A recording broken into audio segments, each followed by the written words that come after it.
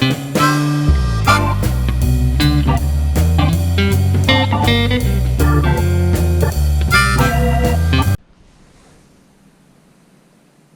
everybody, it's been a while. This is Dan from the House Broken Dobbs Things. Been out of town for a bit, doing some work, well, frankly, overseas.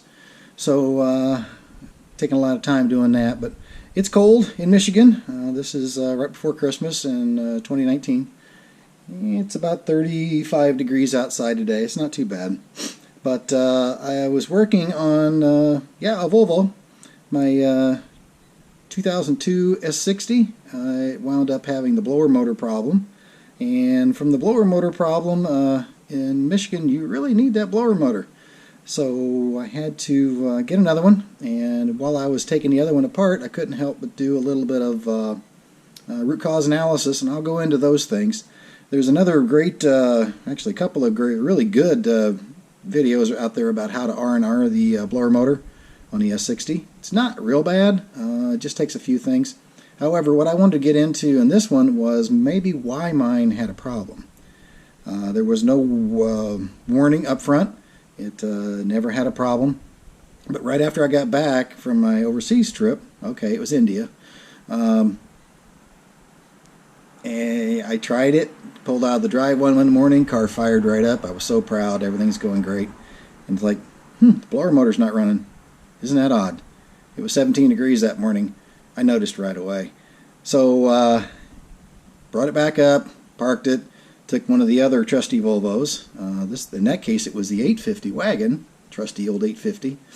And went on to work, came back at night, took a look at it, tapped around on it, looking for something like a brush was kind of took a sat or something like that. But unfortunately, no, it was being pretty resistant. So, in another moment of reviewing it, I went ahead and did my homework. Video out there, one I would recommend for this one is from Peppermint on his channel. He shows you a very nice video on the extraction, has some very, very good tips relative to how to access one screw in particular. Isn't real bad, but it is definitely not something you're going to reach up there and grab easily. So, I'll let him take the lead on how to R&R it, and I'll talk about maybe why it happened. Maybe something you can take a look at easily to maybe prevent it in the future. So, with that one, I have the blower motor right here. This is the one I just took out that was all bound up, and literally when I took it out, it was seized. It would not turn in any way. Took a couple small taps with a hammer back and forth. Okay, then it would grumpily move. And then from there, it's like, okay, I applied a little bit of lube to the bottom right here. This one right here, you can probably still see it. Basically, it is a bronze bushing, but it's like, wow, that's really kind of interesting because it sits in the vehicle like this, okay, facing up. Just to give you an idea here, this faces straight up into the fresh air intake. So water does come down through here, and actually there you can see this is actually cupped inside. I'm sorry that I don't have a great right here. I was trying to protect you guys. This is cupped inside, and water runs down and around, and then I'll show you in a second where it goes. And then right here, there's actually a couple of relief holes here to help get some of that out of there as well. This shaft is rusty, as you might guess, because it's exposed to basically air. There is no filter or anything out there to prevent water from coming down from the windshield, running into the fresh air intake, and then draining out. However, it's still quite a bit of moisture in the environment there. However, Volvo is typically very good at design. I give them their credit for that. But this one was just kind of seized up. Now, where I ran into some issue with it, I'll show you the other component right here. And hi to my old friend Peter. You'll probably be looking. No, the garage isn't cleaned yet, but... Okay, take two. One of those little issues, right, with the GoPro 5 Hero. This is a housing that fits underneath the blower motor. I'll show you this one right here. This one actually the blower motor sits in. You'll see from the frame right here that it's just a bare motor. Sits down inside this frame, and then underneath this cup basically fits up underneath like this. And what you'll notice on the back side of this cup right here, this is a water drain tube. Oh, All right, so the water is intended to come in and drain out. Yep, it sure is. This right here is a little bit of a ramp. The water runs down into the bottom, basically comes right out this port right here to this outlet right here. And from there, there's actually a tube, I'll show you in a second, that routes the water out of the vehicle. First clue. I was pulling the carpet back to get access in to take out the blower motor. Carpet's damp. Uh-oh. That's not good. Then, looking at it, say, all right, it's cold. All right, we'll move past that, and we'll just keep an eye out. One of the things that you're probably always going to have right here is some water staining. That is fine. Don't get into a panic about that. However, what was going on with this motor, you'll see right here, this area here is kind of rusty. That really shouldn't have happened all that much. So, using my theory, I started checking stuff. And, well, the drain tube that this goes to, and I'll take you out to the car in a second and show you, it was plugged. What was it plugged with? Why, spider's nest. That's what it was plugged with. So as I was trying to blow through the tube to push it out the vehicle, it was just wheezing and it didn't let anything flow. So, in theory, the water tube that this drains into was plugged with a spider's nest, which allowed water to build up in the cup here, which the cup sits right underneath the motor. Here, just in there like that. So basically, this lower bushing was setting in water. Now, ordinarily, the car is driven on a fairly regular basis. So when I was gone for 3 weeks, it didn't move. So what was there was allowed to set and do what it did.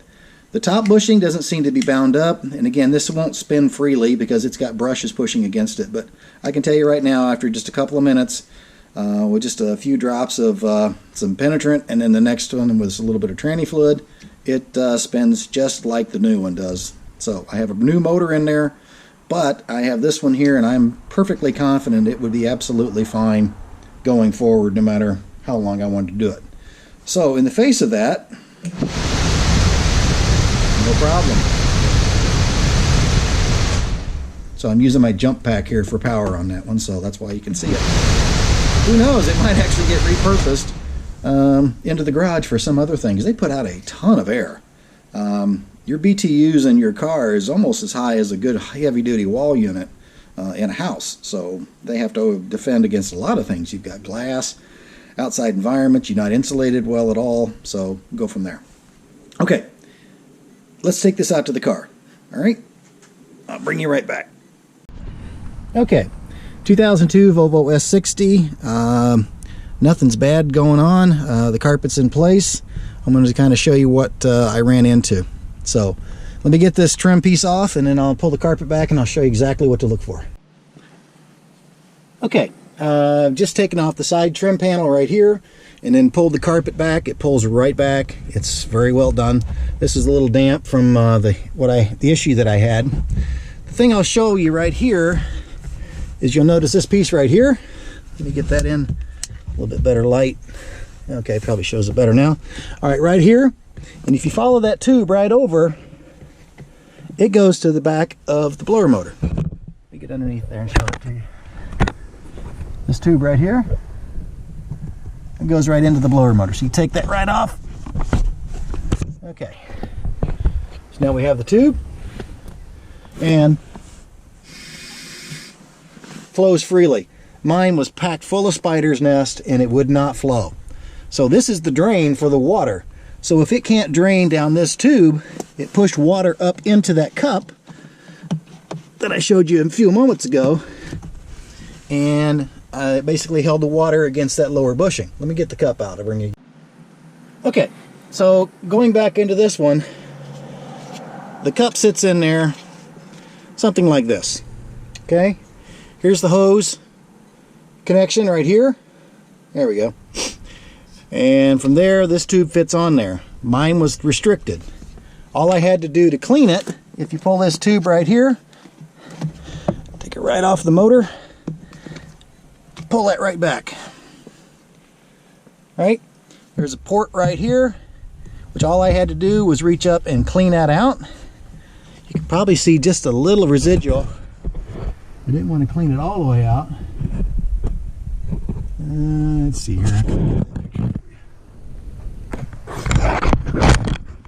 Get some light. You see that port? See that little bit of white?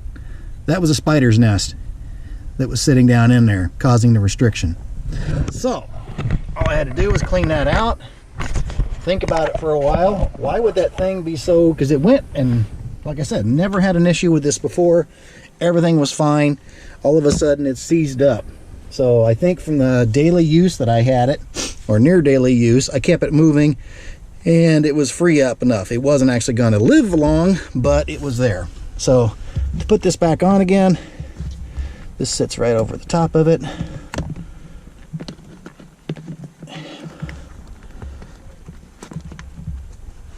So you just pull that back and put that back on the motor, and sits there like that. Okay. Okay, put a little pull up on it, make sure it's snug, and you're all set. And then the carpet folds right back, and you're all there. So the theory on this one is that was causing water to back up into this. This sits right underneath the motor housing, and it let that bottom bushing sit there and soak in water, which basically eventually spilled out enough to come out around the edges here and actually leak down into my carpet.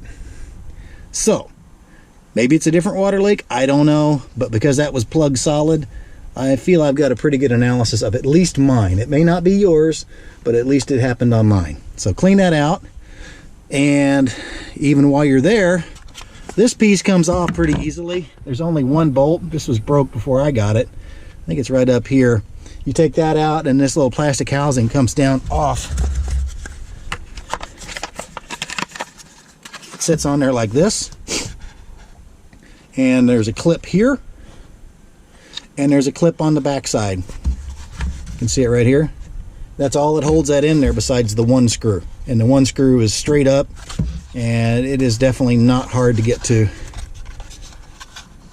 Yeah, it sits right. Turn this around. Yeah, it sits right up in that housing. So anyway, you can see that was actually pushing up into the bottom part of the motor too. So, yuck. So in theory, that's my theory. Is it going to last? Probably. That was backed up bad. So I got wet carpet, and I got a blower motor that I changed for maybe no good reason other than it's Michigan and I don't want to chance it. But I believe after cleaning it up and moving around, I think I've got another good Volvo blower motor for an S60 in stock. It's going to be just fine. So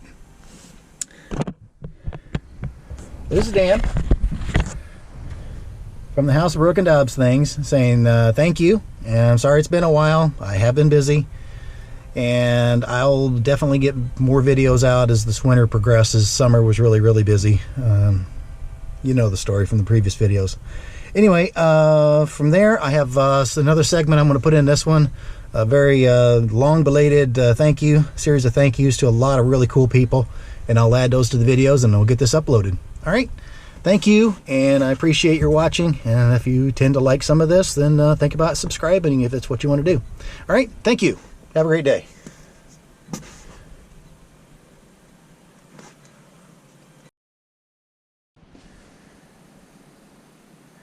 Okay, just a couple more tips while I'm here. I'll insert these before the closure there. This is my motor now with the one main cover on. It's secured by 2 screws on the end, and then it slides out. You do have to apply a little bit of pressure, probably right here, gently, because there's some inserts in there that keep the motor from vibrating. And if you get too rough with it, you're going to split the case, especially if it's cold like it is in Michigan. Second part of that one is, once it's setting on there, you can see that the wires route here around. There's a slot cut inside of here that allows this to fit, so just pay attention to that. What I'm not showing you here that's covered in the Peppermint video is the blower motor controller, which sits on the inside here. and it plugs in. So the motor heavy current plugs in here, and then the controller wires plug in here into the controller on the other side. He does a great job of showing you it. I won't worry about showing it now. One thing I will share with you though is this thing pretty much, once these wires are in,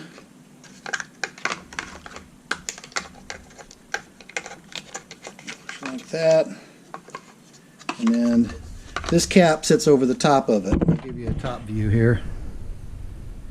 Yeah, that's how the cap sits on there. And one thing I want to point out is it sits in there. Let's see here. Let's see here. You got to flip it upside down. Hold on. Let me get to that. Okay. Pretty much the wires are going to face the front, and then the port's going to fit the back. And what I want to share with you was this screw right here in the back. It sits up against the bulkhead, and that's what you probably saw that the why does it keep cutting out? Anyway, this back screw right here is the booger.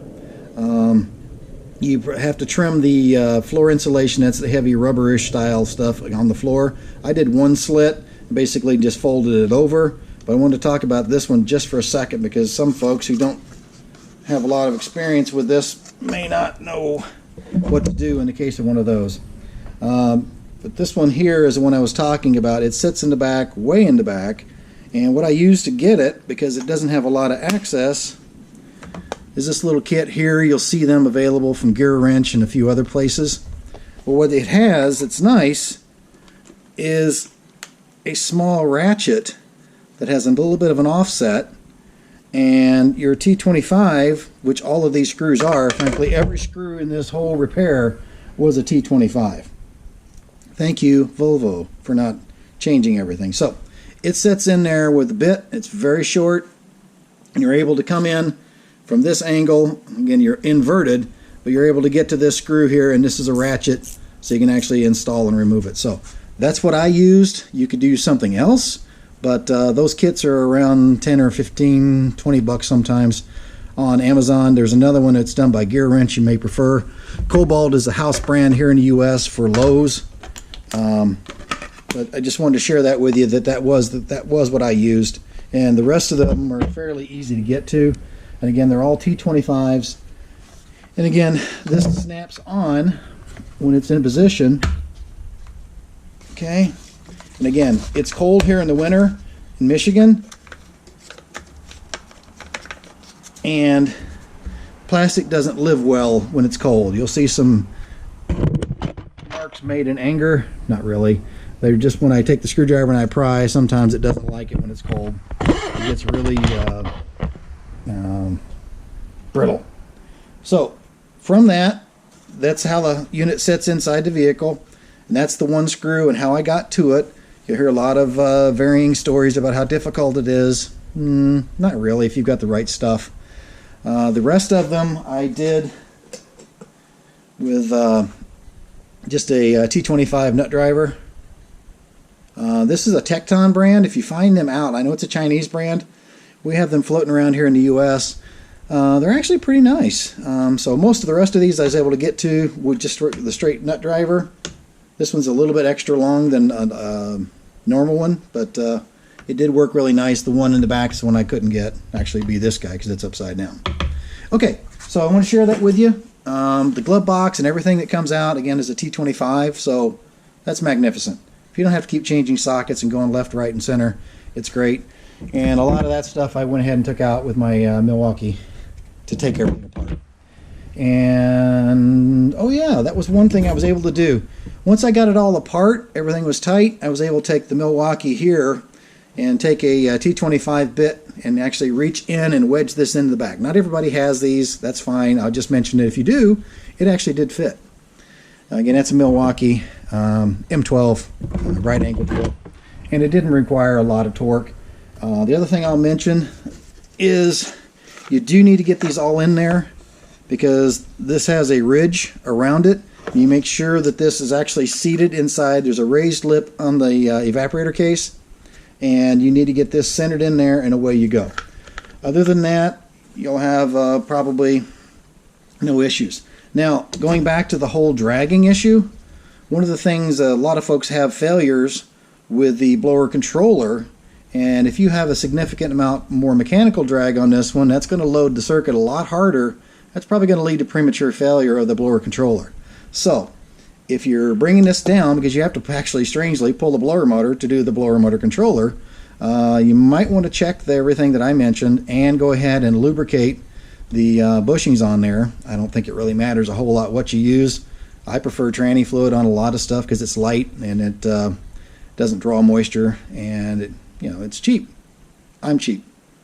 So that's about it. And this one was a Bear motor. So that was the original brand for Volvo from the factory. So I think this was the first time. However, the one screw I mentioned that goes right here, it's the one that sits in there. It's the only one that holds this cap on.